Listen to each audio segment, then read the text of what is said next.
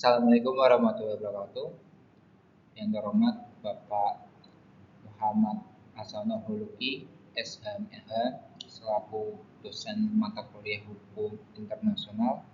Saya Syafiq Mangaraski selaku moderator dengan NIM 123 1023 108. Dengan rekan saya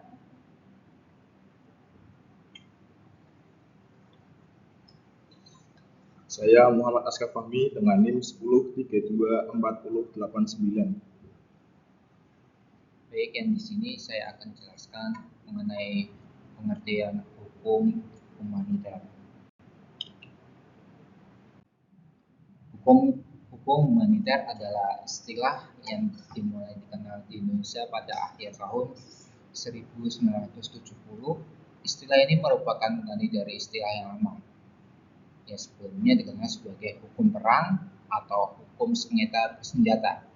Perubahan istilah dilakukan dengan kata perang dianggap menimbulkan kesan yang menakutkan, sehingga kemudian digunakan istilah pertikaian bersenjata atau konflik bersenjata.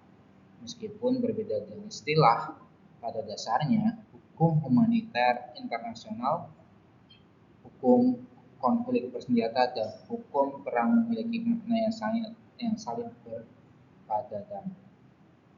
Lalu yang kedua,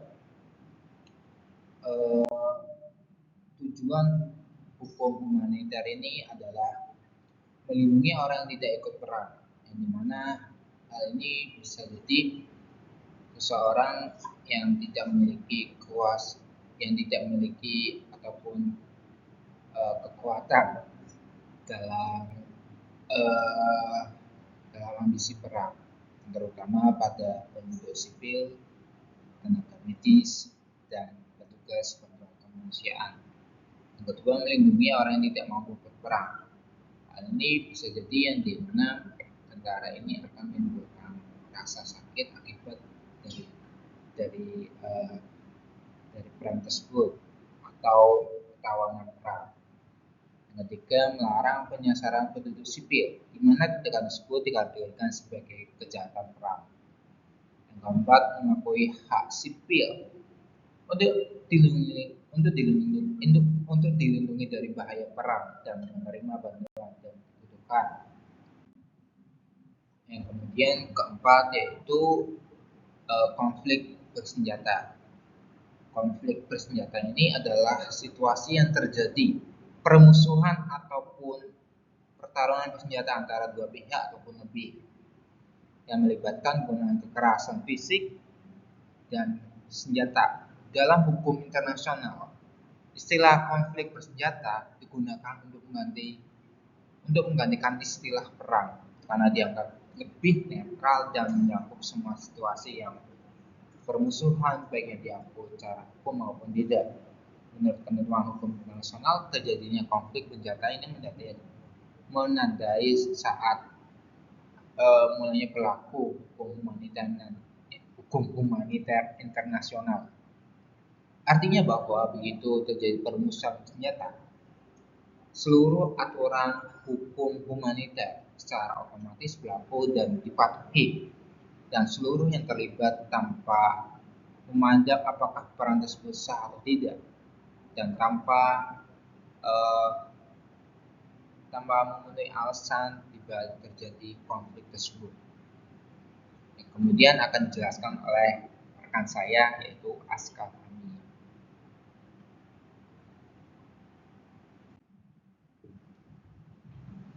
Yang materi selanjutnya adalah perlindungan sipil.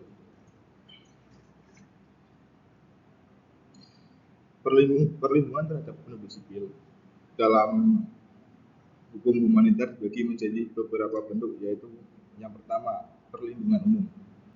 Perlindungan umum adalah bentuk perlindungan yang paling dasar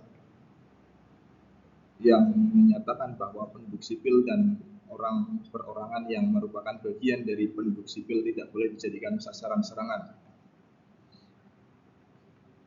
Kemudian yang kedua, perlindungan khusus. Selain perlindungan umum, terdapat juga perlindungan khusus yang diberikan kepada kelompok penduduk sipil tertentu yang lebih rentan, yaitu yang pertama, anak-anak.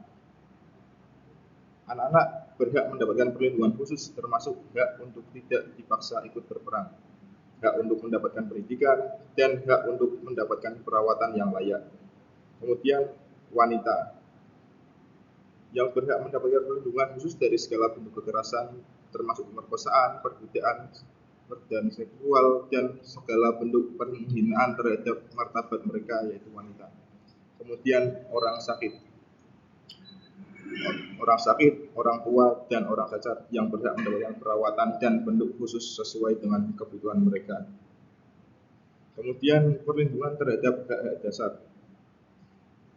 Penduduk sipil dalam situasi konflik tetap memiliki hak-hak dasar yang tidak dapat dicabut, yaitu hak untuk hidup dan keamanan diri, kemudian hak untuk disiksa, hak untuk tidak disiksa, diperlakukan secara kejam, atau direndahkan martabatnya. Kemudian hak untuk mendapatkan makanan, air bersih, tempat tinggal, dan pelayanan kesehatan. Kemudian hak untuk berkomunikasi dengan keluarga dan mendapatkan berita tentang keadaan anggota keluarga mereka. Kemudian hak untuk bergerak bebas dari meninggalkan daerah konflik jika mereka menginginkan. Kemudian hak untuk mendapatkan bantuan kemanusiaan dari organisasi yang berwenang. Mungkin itu materi yang bisa kami sampaikan. Selanjutnya kesimpulan akan dibacakan oleh rekan saya. Yang bagian terakhir itu kesimpulan. Hukum humaniter internasional merupakan seperangkat aturan yang lahir dari kesadaran kemanusiaan untuk membatasi kekejaman perang yang berkembang mulai dari nilai-nilai tradisional dan agama hingga menjadi aturan tertulis dalam Konvensi Jenewa 1949 serta protokol tambahan.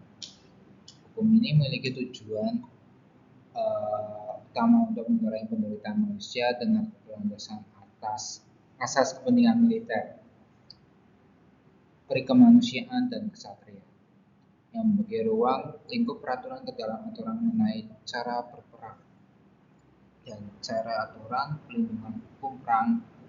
Penerapan hukum ini otomatis berlaku ketika terjadinya konflik bersenjata yang baik bersifat internasional ataupun antar negara, non-internasional di dalam wilayah negara, maupun konflik di internasional akibat campur tangan pihak luar. Setiap konflik memiliki ketentuan hukum dan tingkat peraturan yang berbeda-beda, tetapi menunjukkan prinsip dasar kemanusiaan. Sekian dari kelompok 10, saya rasa sudah cukup. Sekian, terima kasih. Wassalamualaikum warahmatullahi wabarakatuh.